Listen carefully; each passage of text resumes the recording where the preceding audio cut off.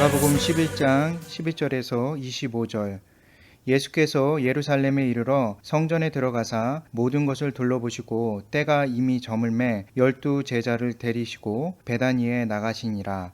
이튿날 그들이 베다니에서 나왔을 때에 예수께서 시장하신지라. 멀리서 잎사귀 있는 한 무화과 나무를 보시고 혹 그 나무에 무엇이 있을까 하여 가셨더니 가사 보신즉 잎사귀 외에 아무것도 없더라. 이는 무화과의 때가 아님이라. 예수께서 나무에서 말씀하여 이르시되 이제부터 영원토록 사람이 내게서 열매를 따먹지 못하리라 하시니 제자들이 이를 듣더라. 그들이 예루살렘에 들어가니라. 예수께서 성전에 들어가사 성전 안에서 매매하는 자들을 내쫓으시며 돈 바꾸시는 자들의 상과 비둘기 파는 자들의 의자를 둘러 엎으시니 아무나 물건을 가지고 성전 안으로 지나다님을 허락하지 아니하시고 이에 가르쳐 이르시되 기록된 바 내 집은 만민이 기도하는 집이라 칭함을 받으리라고 하지 아니하였느냐. 너희는 강도의 소굴을 만들었도다 하시매 대제사장들과 서기관들이 듣고 예수를 어떻게 죽일까 하고 꾀하니 이는 무리가 다 그의 교훈을 놀랍게 여김으로 그를 두려워하밀러라. 그리고 날이 저물매 그들이 성 밖으로 나가더라. 그들이 아침에 지나갈 때에 무화과 나무가 뿌리째 마른 것을 보고 베드로가 생각이 나서 여짜오되 라피어 보소서 저주하신 무화과 나무가 말랐나이다. 예수께서 그들에게 대답하여 이르시되 하나님을 믿으라. 내가 진실로 너희에게 이르노니 누구든지 이 산더러 들리어 바다에 던져지리라 하며 그 말하는 것이 이루어질 줄 믿고 마음에 의심하지 아니하면 그대로 되리라. 그러므로 내가 너희에게 말하노니 무엇이든지 기도하고 구하는 것은 받은 줄로 믿으라. 그리하면 너희에게 그대로 되리라. 서서 기도할 때에 아무에게나 혐의가 있거든 용서하라. 그리하여야 하늘에 계신 너희 아버지께서도 너희의 허물을 사하여 주시리라 하시니라. 하나님 감사합니다. 하나님 말씀을 들고 이 단상에 섰습니다. 하나님 주님의 말씀만 전해지게 허락하여 주옵소서. 예수 그리스도 이름으로 기도드립니다. 아멘. 이번 본문은 쉽지 않습니다. 하지만 너무나 귀합니다. 반드시 믿음의 성도라면 제대로 이해해야 할 본문입니다. 이를 위해 이번 본문인 마가복음 10장 11절에서 25절을 3회에 걸쳐서 자세히 전하고자 합니다. 이번 본문의 중심 내용은 예수님께서 성전에서 불법을 저지르는 이스라엘 백성들을 강하게 책망하시는 부분이 나옵니다. 이 내용은 4복음서에 모두 나옵니다. 그러나 4복음서 모두 전하고자 하는 중심 메시지는 다릅니다. 이전에도 설교를 통해 나누듯이 본문의 내용이 동일하다고 하여 전하려는 주제가 같은 것은 아닙니다. 실제로 내용 역시 조금씩 다르거나 위치가 다르게 배열되어 있습니다. 같은 역사적인 사실을 기반으로 하지만 말씀 되신 예수님께서 우리에게 전하시는 주제는 4복음서를 통해 각각 다르게 전하십니다. 이를 통해 우리는 하나의 사실 속에 4가지 측면에서 풍성한 교훈을 다각적으로 경험하게 될 것입니다. 마가복음 11장인 오늘 본문과 가장 유사한 복음서는 마태복음입니다. 마태복음의 경우는 21장 12절에서 20절까지 나옵니다. 하지만 마가복음과 너무나 다른 부분이 있습니다. 그것은 본문 내용 중 일부가 다르게 배치되어 있습니다. 예수님께서 성전을 깨끗하게 하시는 장면이 21장 12절에서 17절이 나옵니다. 그리고 이후에 21장 18절에서 20절까지 무화과 나무를 저주하시는 예수님의 모습이 나옵니다.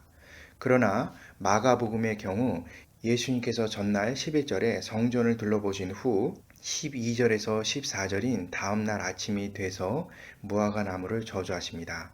그리고 이후 다시 같은 날인 15절에서 19절에 성전을 깨끗게 하십니다. 그리고 다시 다음날 아침 20절에서 21절에 저주받은 무화과 나무가 말라 죽은 상태를 베드로와 제자들이 확인합니다.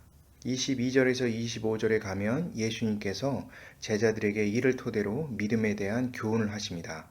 마태복음의 경우 성전 정화에 대한 내용과 무화과 나무 저주에 대한 내용이 명확히 구분되어 있습니다. 그러나 마가복음의 경우 성전 정화 내용과 무화과 나무 저주의 내용이 왔다 갔다 하면서 겹쳐 있는 것을 보게 됩니다. 이를 통해 마태복음은 성전 정화에 대한 내용과 무화과 나무 저주에 대한 내용이 서로 다른 주제처럼 떨어져 있음을 확인해 볼 수 있습니다. 반면에 마가복음의 경우 성전 정화와 무화과 나무 저주가 긴밀히 연결되어 있음을 확인해 볼 수가 있습니다. 마태복음과 달리 누가복음과 요한복음은 처음부터 무화과 나무 저주에 대한 내용이 아예 없습니다. 하지만 누가복음의 경우 마지막 부분에 믿음에 관한 내용이 마가복음과 동일하게 나옵니다. 따라서 누가복음의 대략적인 핵심은 예수님께서 성전에서 가르치신 사역에 집중되어 있음을 우리는 알 수가 있습니다. 요한복음의 경우는 다른 복음서와 다른 특별함이 있습니다. 성전을 깨끗하게 하시며 책망하시는 내용이 마태, 마가, 누가와 다르게 예수님 사역 초기인 요한복음 2장에 나옵니다. 이를 통해 요한복음의 경우 성전을 중심으로 한 유대교와 확실히 단절을 짓고 예수님의 새 시대의 출발을 알리고 있습니다. 당시 유대교와 기독교가 다름에도 불구하고 외부에서는 비슷하게 보았습니다. 하지만 요한복음 말씀은 처음부터 명확히 다르다는 것을 명시하였습니다. 이를 통해 이 본문에 나타난 요한복음의 핵심은 예수님의 진리와 유대교의 율법주의와 분명히 차이가 있음을 집중하고 있습니다. 이처럼 각각의 복음서는 조금씩 다른 내용과 위치 그리고 배열의 순서에 따라 전혀 다른 메시지를 품고 있습니다. 이 시간은 마가복음 본문이기에 다른 복음서 내용에 대해서는 더 깊이 있는 내용을 생략하도록 하겠습니다. 각각의 부분은 강해를 통해 자세히 풀어보도록 하겠습니다.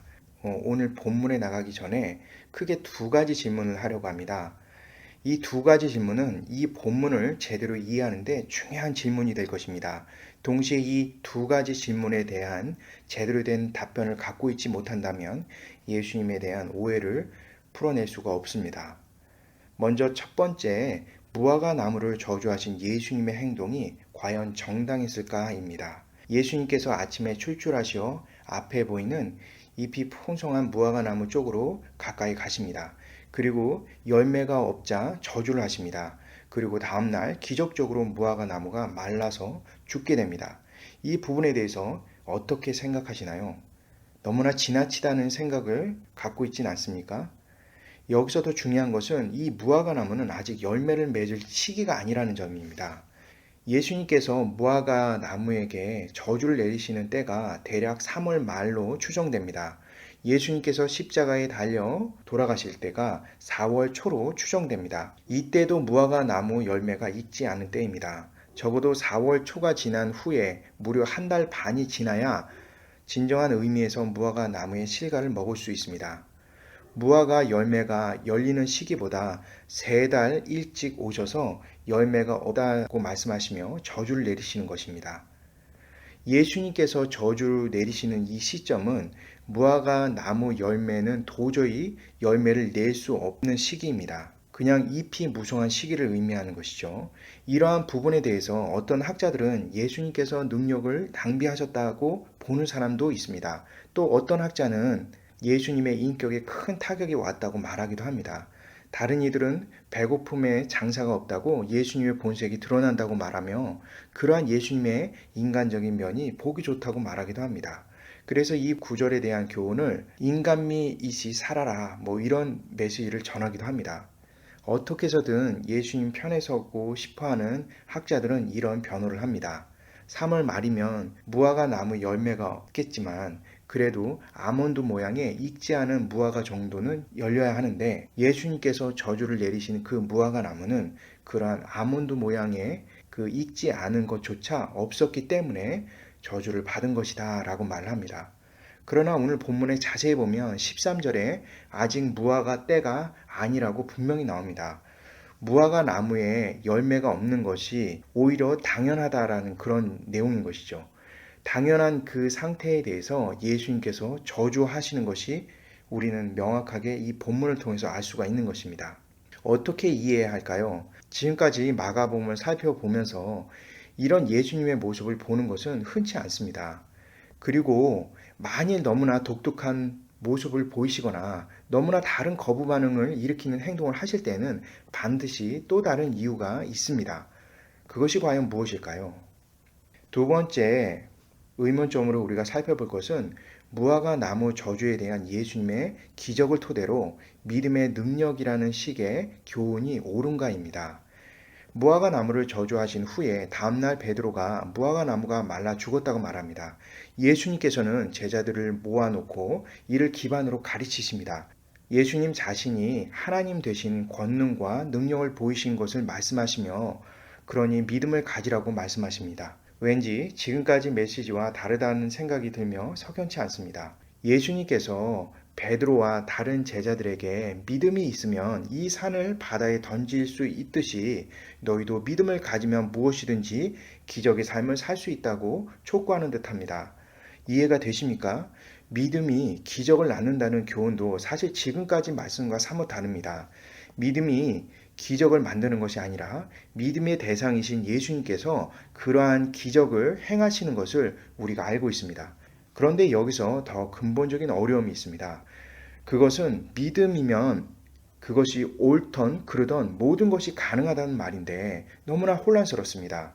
마치 오늘의 힘의 논리처럼 목적이 수단을 정당화하는 것처럼 보입니다. 엄청난 능력이 발휘가 된다면 그것이 기적이면 무엇이든지 된다라는 말처럼 들립니다.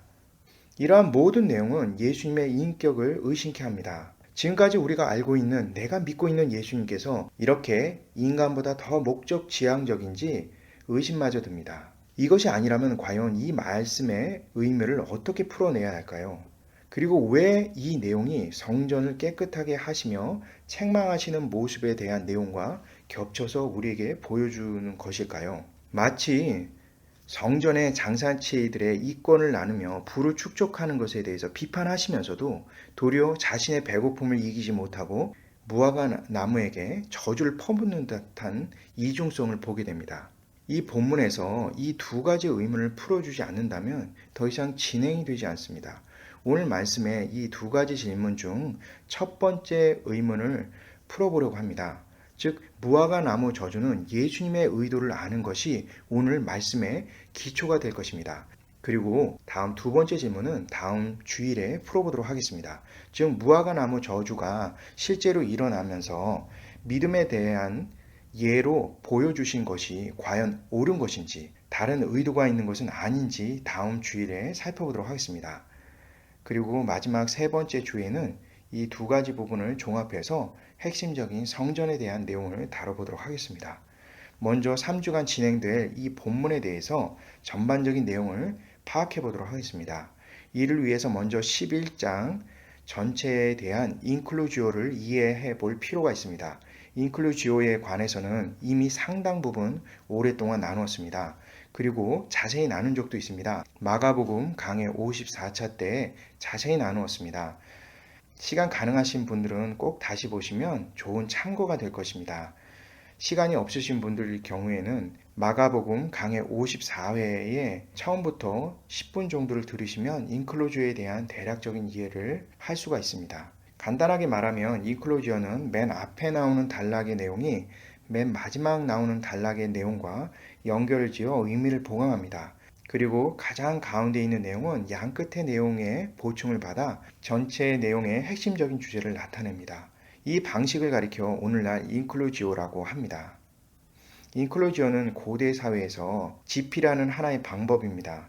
특히 유대인들을 중심으로 성경에 나오는 집필 방법으로 히브리 문학으로는 그들만이 이해할 수 있는 방법입니다. 특별히 인클루지오는 마치 샌드위치 모양이라고 하여 오늘날 샌드위치 구조라고도 합니다. 오늘은 인클루지오에 대한 더 이상의 자세한 설명을 드리지 않겠습니다. 바로 들어가겠습니다. 이번 주에부터 3주간 나눌 말씀 역시 기본적으로 인클루지오를 통해 11장 전반부의 안에 각 단락의 관계를 살펴보아야만 합니다. 마가복음 11장은 큰 인클루지오입니다. 먼저 1절부터 10절까지 나오는 A와 마지막에 나오는 27절부터 33절에 나오는 A-가 연결되어 있습니다. 1절부터 10절까지는 지난 주일 말씀을 통해 이미 메시지로 나누었습니다. 앞서 나눈 나귀 새끼를 타고 가시는 예수님의 장면과 제자들이 말도 안 되는 예수님의 요구에 순복하는 것은 결국 예수님의 권위, 즉 하나님 되심에 대한 의미를 갖고 있습니다. 이는 11장 끝에 있는 A-인 마가복음 11장 27절에서 33절과 연결되어 있습니다. 예수님께서 종교 지도자들과 논쟁하는 부분입니다. 예수님께서 성전에서 그러한 정화 작업을 하실 수 있는 것은 어디로부터 나온 권세인지를 종교 지도자들이 물음으로 논쟁이 시작이 됩니다. 이러한 권세와 권위는 결국 A와 이어지며 X인 성전 정화 문제의 핵심으로 보여주고 있습니다. 다음 B는 11절에서 14절과 B-인 20절에서 25절과 연결되어 있습니다. B인 11절부터 14절에 나타난 무화과 나무를 저주하시는 장면은 결국 B-에 해당되는 20절에서 25절과 연결되어 있습니다. B-는 두 부분으로 나누입니다. 하나는 20절에서 21절, 다른 하나는 22절에서 25절로 나눠집니다. 먼저 B에서 무화과 나무를 예수님께서 저주하신 후에 B-인 20절에서 21절에 실제로 무화과 나무가 말라 죽는 것을 볼 수가 있습니다. 그런데 이러한 20절에서 21절의 무화과 나무가 말라 죽음을 통해서 또 다른 B-인 22절에서 25절에 있는 하나님에 대한 믿음과 연결시키고 있음을 보게 됩니다. 즉 믿음이 있으면 산을 옮겨 바다에 던질 수 있다라는 말씀을 하십니다. 이러한 B-에 나오는 22절에서 25절의 믿음은 인클루지오 구조상 자연스럽게 X인 예수님의 성전 정화와도 연결되어 있다는 것을 우리는 알 수가 있습니다. 대체 어떻게 이러한 연결이 가능할까요? 산을 들어 바다에 던지시는 엄청난 기적이 예수님께서 예루살렘 성전을 정화하시는 것과 어떤 연결이 있는지 살펴보아야만 합니다. 결국 11장의 전체 구조 안에 인클로지오를 어떻게 푸느냐에 따라 앞서 제시한 두 가지 의문점을 제대로 풀 수 있는지에 대해서 결정적인 답을 얻게 될 것입니다. 오늘 살펴볼 첫 번째 무화과 나무를 저주하시는 이유, 그 이유에 대해서 정당성 문제에 관해서 지금부터 살펴보도록 하겠습니다. 그럼 이에 해당되는 B인 11절에서 14절을 읽고 다음 B-에 해당되는 20절에서 25절을 함께 읽겠습니다. 이 본문은 인클로지오를 통해 무화과 나무 저주하시는 예수님과 성전을 정화하시는 예수님이 서로 연결되어 있음을 보여주고 있습니다. 만약 이것이 서로 연결되어 있지 못한다면 지금까지 우리가 알고 있는 예수님께서 갖고 계시는 인격과 그리고 하시고 계셨던 그 사역에 대해서 치명적인 결함처럼 느껴질 것입니다. 따라서 단순히 상식적인 상황 논리에 억지로 상상하며 끼워 맞추기보다 본문이 전하는 메시지에 주목할 필요가 있습니다. 12절에 보면 예수님께서 예루살렘에 있는 성전에서 둘러보신 후에 그냥 나오십니다. 무엇인가 이상합니다. 어떤 행동을 하실 것 같은데 성전 상황만 보시고 그냥 나오시는 것입니다. 그러나 자세히 보면 엄청난 긴장감을 느낄 수가 있습니다. 특별히 여기서 둘러보시다 하는 동사 히라버 페리블렙샤메노스가 쓰여 있습니다. 의미는 군대가 전쟁을 치르기 전에 전체적으로 검열하는 것과 똑같습니다. 특히 사열하듯이 지휘관이 둘러보는 그런 내용을 의미하는 단어입니다. 이것은 다음날 예수님께서 성전에서 어떤 일을 반드시 벌일 것이라는 것을 긴장 상태를 최대한 고조시키듯이 이 단어가 쓰여 있습니다. 임박한 진노에 대한 경고의 메시지입니다. 다음날 성전을 향해 불을 품듯 화를 내시며 정화할 것을 예고하시기에 말씀을 읽는 우리는 기대감과 불안감으로 그 말씀을 계속 이어나갈 수밖에 없습니다. 그런데 이 11절은 정확히 말하면 B에 속하지만 X와 긴밀히 연결되어 있음을 알려주는 끈앞풀입니다. X는 15절에서 19절까지 나오는 성전 정화에 대한 내용입니다.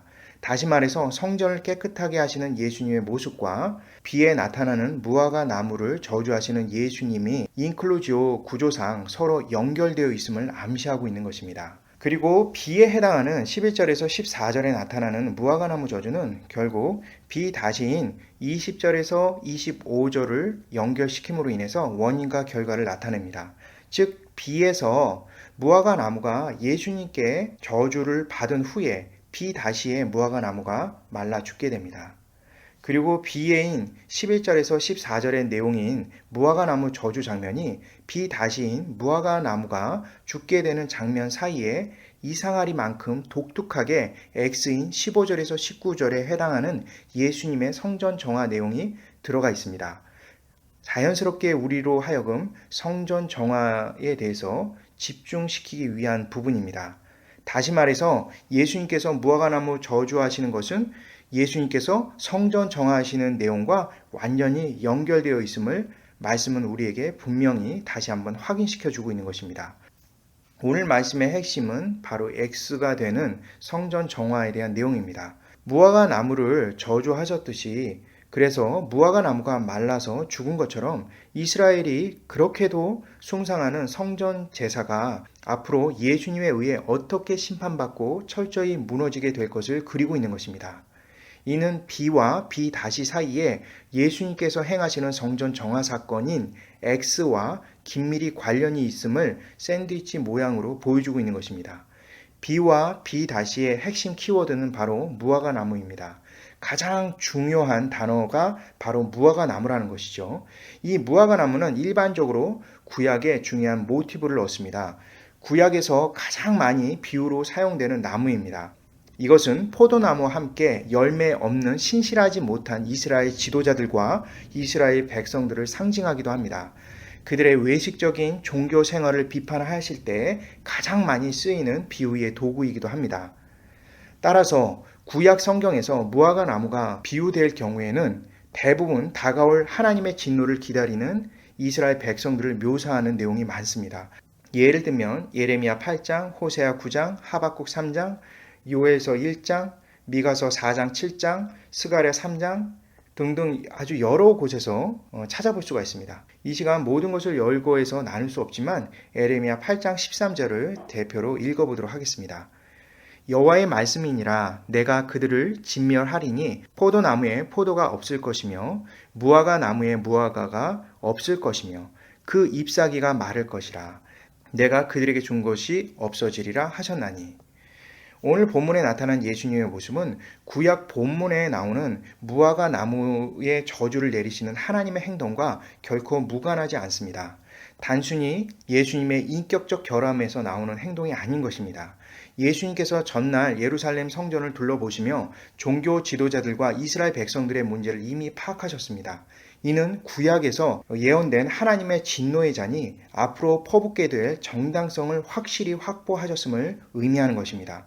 그리고 다음날 아침 시장하실 때 무화과 나무를 보시고 곧 있을 성전 정화를 위한 비유로서 무화과 나무 저주를 내리신 것입니다. 이러한 저주는 단순한 저주가 아닙니다. 실제로 20절에서 21절을 통해서 저주로 인해 무화과 나무가 말라서 죽은 것처럼 하나님이신 예수님의 절대적인 능력으로 정전 시대를 끝낼 것임을 선포하고 계신 것입니다. 따라서 다음날 있게 되는 마가복음 11장 15절에서 19절에 있는 성전 정화는 단순히 성전 안에 있는 상행위, 물건을 사고 파는 그 상행위를 단속하고 지적하기 위함이 아닙니다. 더러운 이스라엘 성전에 곧 닥치게 될 하나님의 진노가 무화과 나무의 저주처럼 펼쳐질 것을 상징하고 있는 것입니다. 그렇다면 무화과의 시기에 관해서는 어떻게 이해해야 할까요? 앞에서 질문할 때 나누듯이 이 부분을 몇몇 학자들처럼 푸는 것은 온당한 답이 될 수가 없습니다. 예수님께서 단순히 무화과 나무 열매 맺는 시기를 파악하지 못해서 저주를 내렸다든가 예수님의 인격의 결함의 문제라든가 이런 것은 말씀과 하등 관계가 없습니다. 무엇보다도 새순처럼 열려있는 덜 익은 작은 열매조차 없었기 때문에 저주하셨다는 것은 다소 예수님 편에서 긍정적인 답변을 유출하려고 노력하는 것이지만 상상에 불과한 것이죠. 이미 본문 13절에는 아직 무화과 때가 아니라는 것을 강조하고 있습니다. 이것은 단순히 작은 열매에 싹조차 없기 때문에 예수님께서 저주를 내리시는 그 원인에 있지 않다라는 것이죠. 이것이 저주 내리시는 원인이 아니라는 것입니다. 이러한 해석은 본문에 나타난 인클루지오에 따라 샌드위치 구조를 이해하지 못한 탓입니다. 이 본문의 시기가 특별히 6월절이라는 점을 유념해야만 합니다. 마가복음의 유월절은 마가복음 11장부터 시작해서 예수님의 순환과 부활에 관한 마지막 사역을 완전히 전부 포괄하는 기간입니다. 이 유월절 기간을 오늘 본문에서 집중적으로 보여줌으로 인해서 바로 무성한 무화과 나무를 상징적으로 우리에게 가르쳐주고 있는 것입니다. 이스라엘 백성들은, 종교 지도자들은 이 유월절 기간에 하나님께 엄청난 많은 양의 제사를 드립니다. 하지만 이들 유월절에 드리는 이 풍성한 제사가 과연 하나님께서 받으시는 제사가 될까요? 미가서 7장 1절에 보게 되면 미가가 하나님을 대변하여 처음 익은 무화과를 찾았지만 찾지 못했다는 표현처럼 무성한 것 같은 이스라엘 백성들의 제사는 온갖 불신과 거짓 허풍에 가득한 그러한 종교적인 모습에 불과한 것입니다. 이것은 아직 때이른 무화과 나무의 풍성한 잎사귀와 같은 것입니다. 예수님께서 비에 해당하는 13절에 무화과 나무가 아직 열매 맺을 때가 아님을 아심에도 불구하고 풍성한 잎으로 뒤덮인 무화과 나무 그 자체를 갖고 이스라엘 백성들의 저주스러운 허식과 혐오스럽기 짝이 없는 거짓과 불신의 원흉 덩어리인 그 유월절과 대비시켜 말씀을 던지고 계신 것입니다. 무화과 나무에게 행한 저주 자체가 바로 성전 안에서 행한 성전 정화에 대한 비유와 상징인 것입니다. 14절의 비의 마지막 부분으로 예수님께서 무화과 나무를 저주할 때 제자들이 곁에서 듣는 장면이 나옵니다. 이는 다가올 성전 정화를 위한 심판의 손길에서 제자들이 보게 될 내용을 상징적으로 보여준 것입니다. 풍성하지만 열매 없는 무화과가 예수님으로부터 어떻게 저주를 받게 될지를 제자들이 직접 본 것입니다. 이는 다음날 제자들이 성전의 더러운 모습이 예수님으로부터 어떻게 심판받고 정화될지를 직접 보면서 확인을 갖게 되는 것입니다. 또한 이 장면을 보듯이 이 말씀을 읽는 우리 역시도 확실히 확인해 볼 수 있는 것입니다. 여기서 말하는 성전 정화는 예수님께서 실제로 성전을 정치적인 개혁을 이루시겠다는 행동이 아닙니다. 구약에서 그렇게도 많이 언급되어 있는 종말에 따른 심판인 것입니다. 여기서 구약의 종말의 심판이란 예수님이 다시 오셔서 재림하실 때의 심판을 말하는 것이 아닙니다. 바로 예수님께서 저주받은 우리를 위해서 십자가 대속을 통해 구원의 역사를 이루심에 대한 내용인 것입니다. 그리고 그 대속의 구원의 역사를 믿지 않는 자들은 이미 저주의 심판을 받은 자임을 선언하는 내용인 것입니다. 무엇보다도 무화과 나무 저주를 곁에서 지켜보던 이 베드로를 비롯한 제자들에게 주시는 예수님의 가르침이 있습니다. 무화과 나무 저주는 단순히 예수님께서 시장하셔서 배고파서 화가 나고 짜증내시는 그런 저주의 내용이 아닙니다. 그것은 정말 우리 수준에서 생각하는 어리석은 말이죠. 예수님께서는 그 와중에서도 곁에 있는 베드로에게 분명한 말씀을 선명하게 전하고자 하셨습니다. 그래서 성전 정화에 앞서서 무화과 나무를 저주하심으로 성전 정화의 참 의미를 알게 하셨습니다. 이러한 예수님의 배려는 그렇게도 불신하고 좌충우돌 예수님을 향해서 온갖 잘못된 그런 얘기를 하고 상상하고 있는 이 제자들을 향한 끝없는 인내와 사랑이 담겨 있음을 잊어서는 안 됩니다.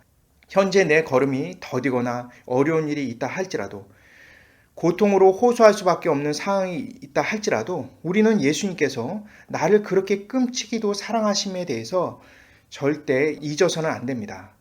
만일 우리에게 어떠한 어려운 환경이 있다고 한다면 그것은 반드시 우리를 향한 주님의 또 다른 뜻이 있는 것입니다. 주님은 절대로 우리를 그냥 힘들게 만드시고 시험하셔서 고통 주시는 분이 아니십니다. 주님은 우리를 정말 사랑하시는 분이십니다. 그리고 그 사랑은 우리 수준에서 생각할 수 없는 엄청난 놀라운 사랑입니다. 오늘 말씀처럼 저주를 받은 성전, 저주 아래에 있는 이스라엘 백성이 아닌 구속받은 우리 신앙인들은 앞으로 주님의 사랑 아래 어떠한 믿음을 갖고 살아야 될 것인지를 보여주고 있는 본문인 것입니다. 말씀을 마치고자 합니다. 오늘 말씀은 두 가지 질문 중 하나를 풀어내는 방식으로 진행하였습니다. 바로 무화과 나무를 저주하신 예수님의 행동이 정당한가입니다. 하지만 오늘 말씀을 통해 이 질문이 어리석다는 것을 느끼게 됩니다. 무화과 나무를 저주하신 예수님의 정당성을 논하기 전에 왜 예수님께서 무화과 나무를 저주하셨는지를 살펴보아야 합니다. 무화과를 저주하신 예수님의 행동은 반드시 이유가 있었습니다. 그것은 우리를 향한 새로운 시대의 선포인 것입니다. 예수님으로 인해 우리는 노력 없이 우리의 어떠함과 관계없이 은혜로 구원을 받았습니다. 예수님께서 대속하신 그 죽음으로 나는 나의 죄를, 우리는 우리의 죄를, 나는 나의 불의를, 우리는 우리의 불의를, 나는 나의 불신을, 우리는 우리의 불신을 완전히 청산하게 되는 것입니다. 우리는 이제 과거로 돌아갈 수 없습니다. 우리는 이제 완전히 주님께 사로잡혔습니다. 우리는 주님의 자녀입니다. 또한 사탄과 죄의 속박으로부터 완전히 벗어난 자유인인 것입니다. 그래서 이 땅에 살면서 많은 어려움과 고통이 따르고 그리고 때로는 좌절이 된다 할지라도 예수님이 구속하신 그 은혜를 잊을 수가 없는 것입니다. 그 은혜만으로도 우리는 어떤 고통과 고난에서 능히 감사함으로 살아갈 수 있는 것입니다. 우리 주님을 믿으시기 바랍니다. 그분은 나에게, 우리에게 정말 선하시며 그 인자하심이 끝이 없으십니다. 제가 기도하도록 하겠습니다. 사랑과 은혜가 풍성하신 하나님 감사드립니다. 주님에 대해서 잘못 이해하는 때가 참 많습니다. 우리의 삶 가운데 닥치는 수많은 어려움 가운데서도 주님의 신실하심과 주님의 인내하심과 주님이 우리를 사랑하심에 대해서 의심을 품을 때가 참 많습니다. 하지만 하나님, 우리 주님께서는 정말 우리를 너무나 사랑하십니다. 그 사실을 잊지 않고 믿음으로 날마다 살아가기를 소원합니다. 우리 앞에 펼쳐질 많은 어려움과 고통이 있다 할지라도 우리를 사랑하시는, 우리를 진심으로 붙들어 주시는 주님을 잊지 않고 살아갈 수 있도록 주께서 인도하여 주옵소서. 예수 그리스도 이름으로 기도드립니다. 아멘.